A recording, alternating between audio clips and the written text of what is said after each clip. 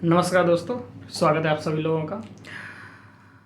आशा करता हूँ कि आप लोगों की पढ़ाई अच्छी चल रही हो और आज का दिन आप जो भी वीडियो देख रहे हैं सभी लोगों का अच्छा रहे, पूरे दिन पढ़ाई बेहतर रहे। ठीक, आज का यानी कि 3 सितंबर का दी हिंदू को एनालिसिस करते हैं और देखते हैं कि क्या चल रहा है देश दुनिया में। ठीक है, देखिए, जो भी वीडियो में कमेंट करेगा तो उसका हम पहले वीडियो में जैसे ही आएंगे नाम बताएंगे बाकायदा कि कौन है जो डेली वीडियो को देख रहे हैं। फ़िलहाल में एक नाम मुझे सारा का याद है और दूसरा नाम सिप भाई हैं। ये लोग अभी निरंतर इसको देख रहे हैं, हालांकि और भी लोग देख रहे हैं लेकिन कमेंट नहीं कर रहे हैं। जो भी कमेंट करेगा बताएंगे। इसका जो पीडीएफ प्रॉपर इसका जो पीडीएफ मैं बना लेता हूँ, ये देखिए बाकायदा बहुत अच्छी तरीके से इसको डिज़ाइन किया है। ये टेलीग्राम चैनल पे मिल जाएगा और छोटी सी वीडियो होती है, सारे डायमेंशन आपके कवर हो जाते हैं। ठीक है, तो देख लिया करिए। पहली खबर है एससीओ से। एससीओ आप देख रहे हैं कि जब से डोनाल्ड ट्रंप आए हैं पूरी दुनिया में हाहाकार मच चुका है। ये थोड़ा अतिरंजित शब्दों का प्रयोग कर रहा हूँ, ऐसा कुछ नहीं है। 50% भारत पे टैरिफ लगा दिया उन्होंने। उसकी वजह से हमारे और अमेरिका के जो संबंध हैं अब तक के बुरे दौर में चल रहे हैं और उस टैरिफ की वजह से भारत चाइना ये काफ़ी नज़दीक आ चुके हैं और रूस तो नज़दीक था ही, नो डाउट। ये सारा सिनेरियो चल रहा है, पिछले कई दिनों से इस पर बात हो रही, तो ज़्यादा बात नहीं करते। फिलहाल में क्या है, एससीओ की बैठक हो रही है, प्रधानमंत्री नरेंद्र मोदी भी वहीं पर गए हुए हैं, तो वहाँ पे काफ़ी चीज़ें बात चल रही हैं। क्या क्या बातें निकल के आई हैं उन सब पे बातें करेंगे। सबसे पहले कि एससीओ क्या है, इस पर बात कर लेते हैं। देखिए, एससीओ की स्थापना 1996 में हुई। उस समय इसका नाम था संघाई 5।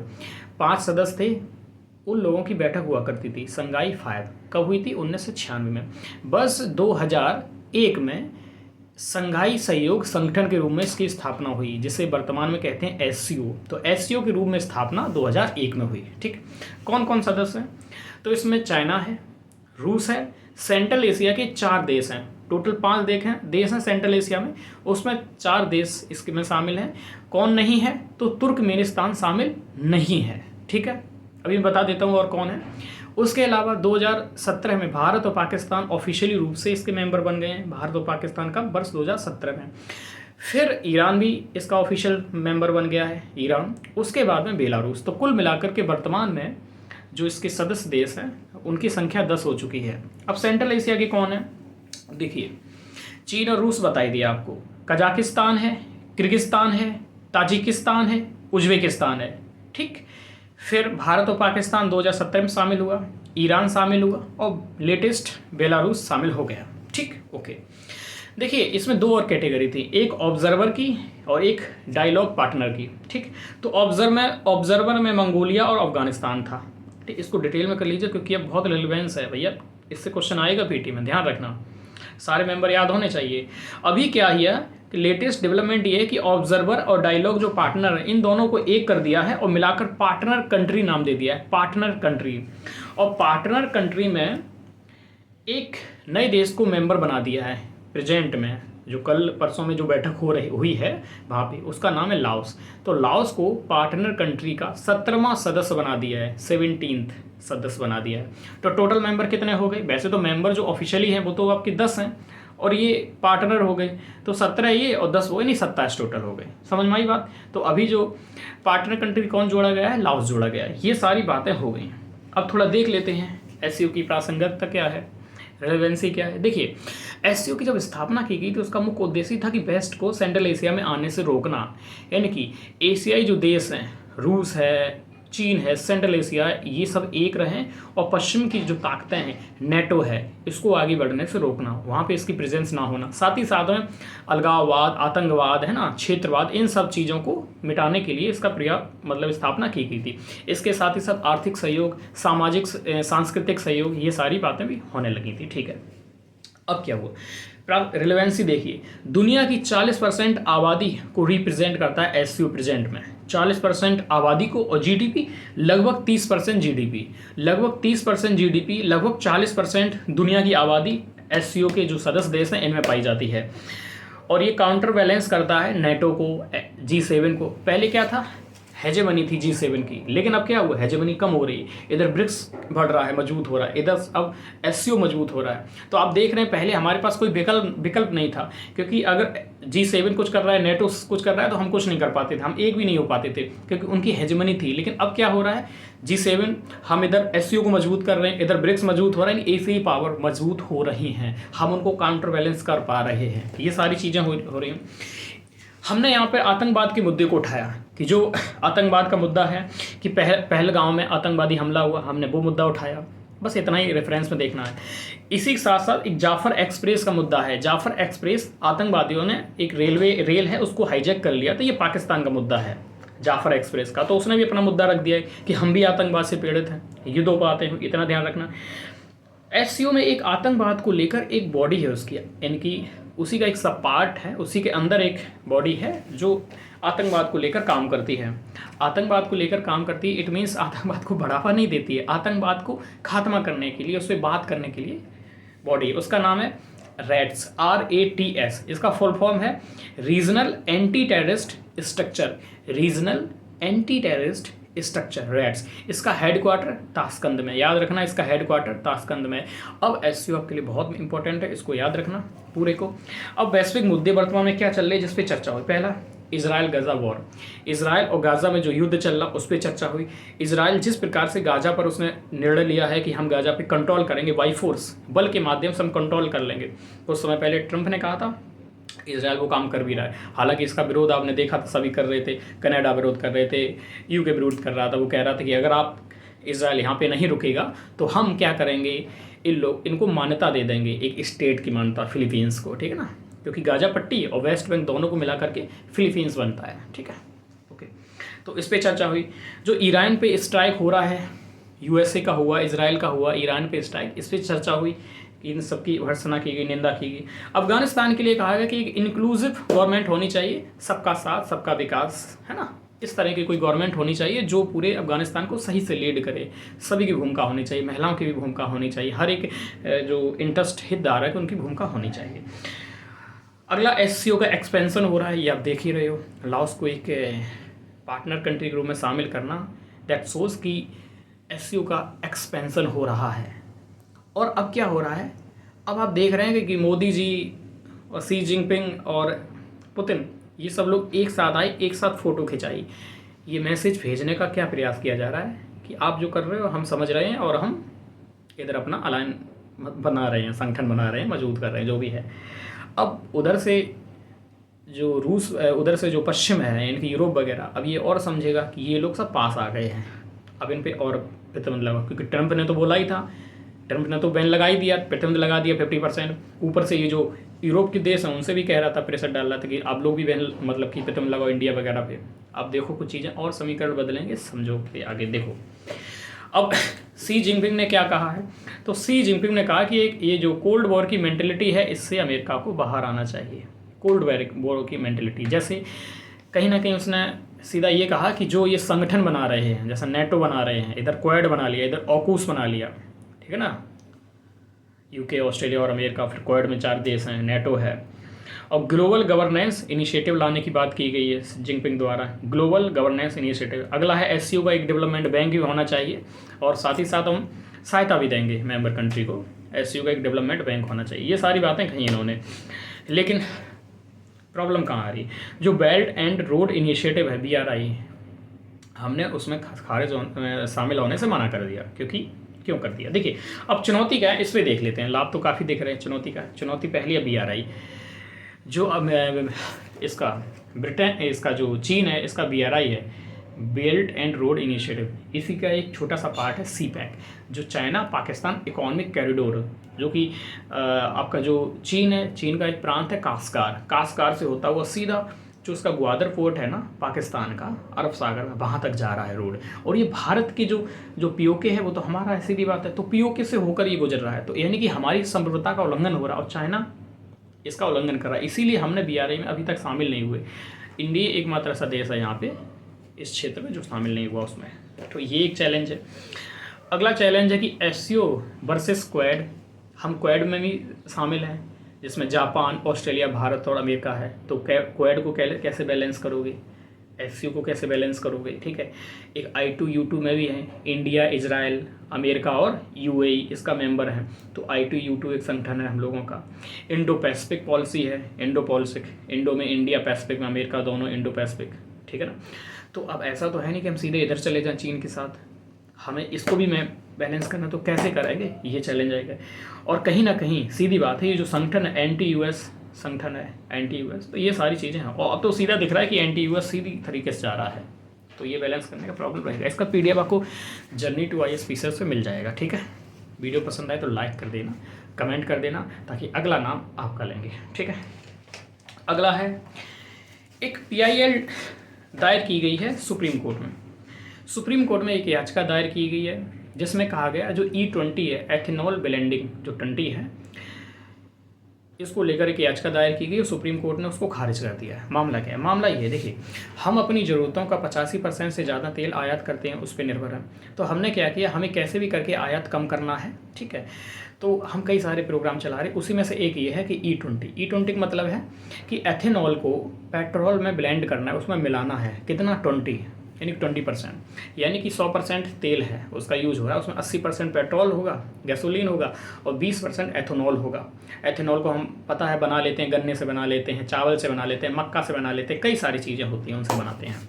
तो ये करेंगे, ठीक है, जिससे, और इसका लक्ष्य जो था वर्ष 2030 का रखा था, 2030 तक ये करने लगेंगे इतना, लेकिन 2025 में ही अचीव हो गया। अब बात चल रही है कि E30 पे बात हो रही है कि इसका टारगेट 2030 का E30 टारगेट कर दें, यानी 30%, तो 20% होने लगा।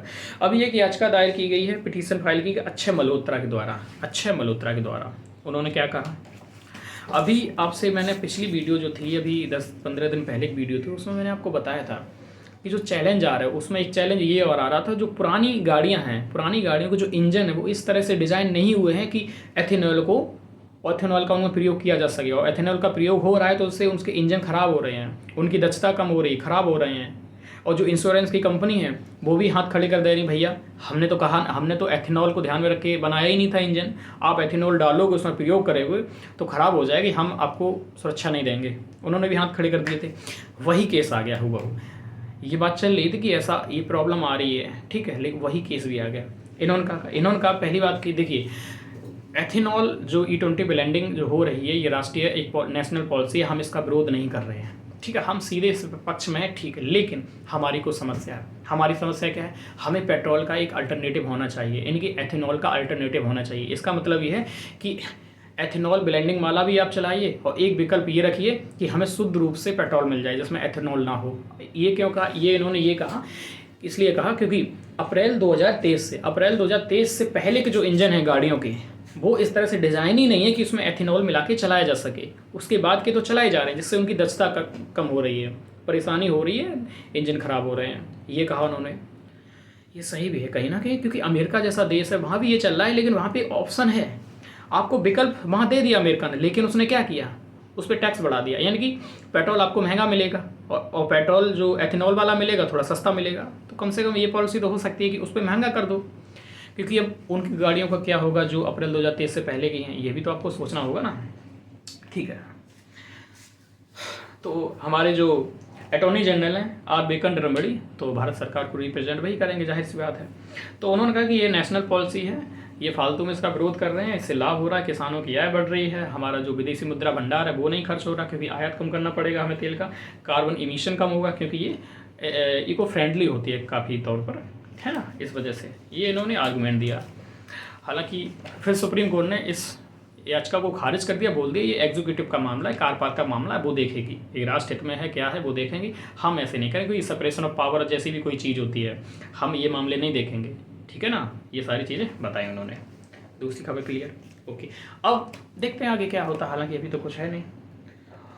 E20 पे मैंने लास्ट में भी वीडियो बनाया था, उस पर वो चीज़ें देख लेना, या फिर आप तैयार कर लेना E20 ये सब क्या है, जनरेशन कैसे करेगा।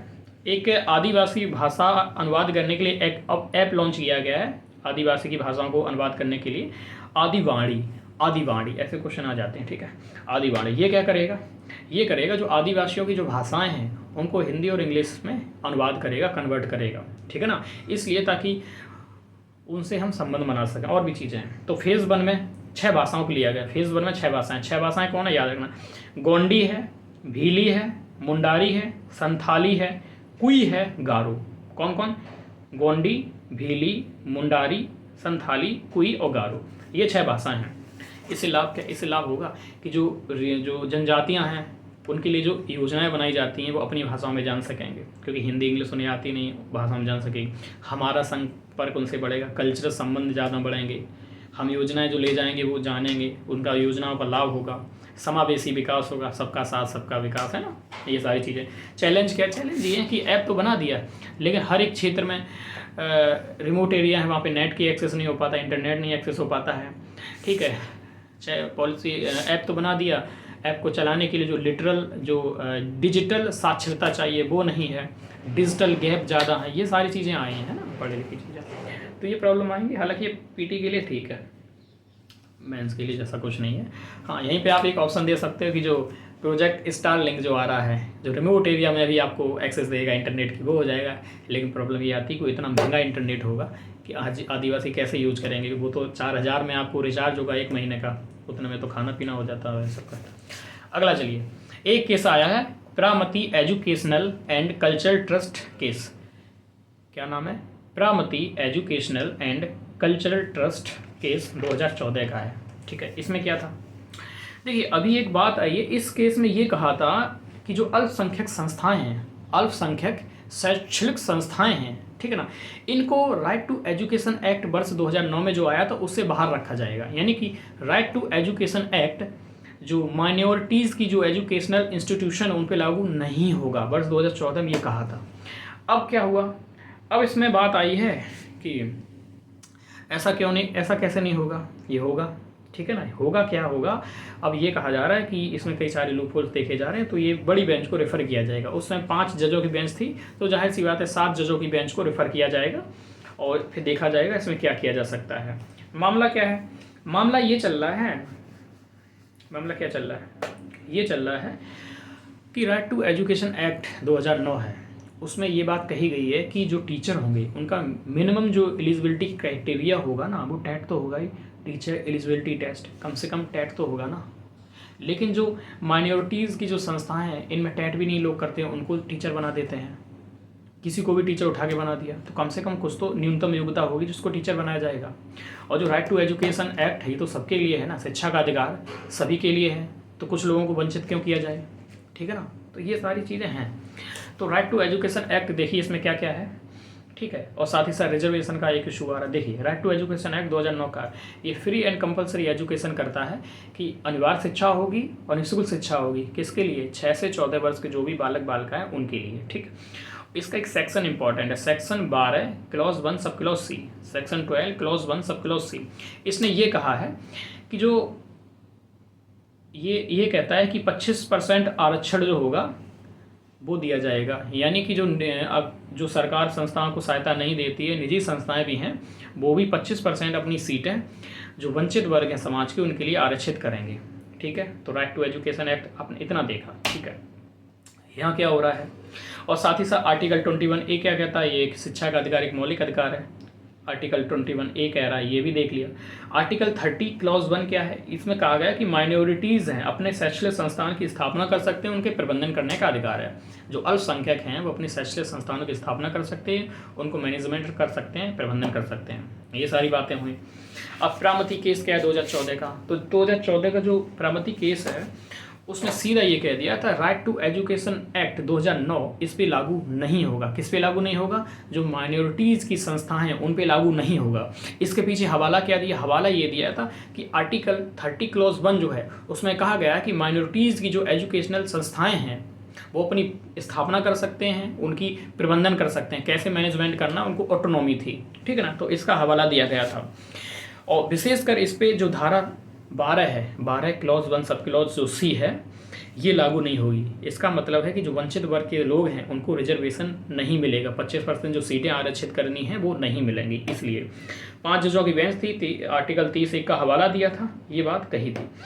अभी सुप्रीम कोर्ट की एक जज का नाम तो ध्यान नहीं आ रहा, तो वो बैठे, उन्होंने कहा देखिए काफ़ी चीज़ें लूप होल्स लग रही हैं और राइट टू एजुकेशन एक्ट है ये सभी पे लागू होना चाहिए, और साथ ही साथ जो टेट होना चाहिए वो भी लागू होना चाहिए। वर्तमान में मुद्दा तो यही चल रहा था। कई सारे राज्य हैं, अब राज्य जो हैं वो अल्पसंख्यक संस्थाओं पर भी दबाव बना रहे हैं कि कम से कम जो टीचर हैं टेट तो पास करके आए ना कम से कम। तो ये सारी चीज़ें चल रही हैं। और फिर जब ये बातें आई कि भैया ये तो राइट टू एजुकेशन एक्ट से बाहर है, माइनॉरिटी की जो संस्थाएं हैं, तो आप टेट हम क्यों पढ़ें। टेट की तो बात RTI right to education act 2009 में की गई है, अब वो हम पे लागू ही नहीं होता, हम टेट क्यों करें। तो ये मामला गया सुप्रीम कोर्ट ने, और सुप्रीम कोर्ट ने बोल दिया कि जो 2014 में प्रामती एजुकेशनल एंड कल्चरल ट्रस्ट का जो केस था उसमें RTE से बाहर कर दिया था, इसको देखना पड़ेगा, ये ठीक नहीं लग रहा है केस। तो इसके लिए एक बड़ी बेंच बनाई जाएगी, उन्होंने बोला कि बड़ी बेंच बनाई जाएगी, उस पर रेफ़र किया जाएगा मामला और देखा जाएगा क्या होता है, फिर कुछ सोचा जाएगा। तो ये बातें चल रही हैं। एक चीज़ ये है इसमें कि हमारे यहाँ कितने अल्पसंख्यक समुदाय हैं, यानी कि कितने अल्पसंख्यक कम्युनिटी हैं। तो एक एक्ट था, national commission for minorities act 1992, national commission for minorities act 1999 का। इसने कहा कुल मिलाकर के 6 कम्युनिटी हैं जो माइनॉरिटीज़ हैं। कौन कौन? 6 अल्पसंख्यक समुदाय हैं। कौन? बौद्ध हैं, जैन हैं, सिख हैं, मुस्लिम हैं, ठीक है, और हैं ईसाई हैं, ठीक, और पारसी, ठीक है। मुस्लिम, ईसाई, सिख, बौद्ध, पारसी और जैन, ये अल्पसंख्यक समुदाय हैं, केवल 6। किसके हिसाब से? National commission for minorities act 1992। तो भारत में 6 समुदाय हैं जो माइनॉरिटीज़ के अंतर्गत आते हैं, ठीक है। एक खबर और थी, ठीक है, तो उसको कल वीडियो में कवर कर देंगे, छोटी सी खबर थी, नहीं तो वीडियो बड़ी हो रही है। और आपको ये बताना है कि वीडियो कैसी लगी है, ठीक है, और जो भी कमेंट करेगा उसका क्लास में आते ही नाम बताया जाएगा, ठीक है। और जो PDF है, PDF आपको टेलीग्राम चैनल पे मिल जाएगी, journey to IAS PCS telegram channel, उसको PDF सेव करके रख लिया करिए, तो आपको नोट्स नहीं बनाना पड़ेगा। 2 पेज का नोट्स है, सेव कर लीजिए, ठीक है। जब भी ज़रूरत हो प्रिंट आउट निकाल लेना या कुछ और कर लेना, जो भी सेव कर लेना तो उससे बेटर रहेगा, तो आपका हो जाएगा। और अपनी GS डिस्कशन की क्लास होती है रात में 10 बजे, उसको ज्वाइन करिए, फ़ायदा मिलेगा। आंसर राइटिंग होता है, उसका भी टेलीग्राम चैनल है, ठीक है, उसको ज्वाइन कर लीजिए, आंसर राइटिंग करिए, ठीक है। मिलते हैं अगली क्लास में। जय हिंद।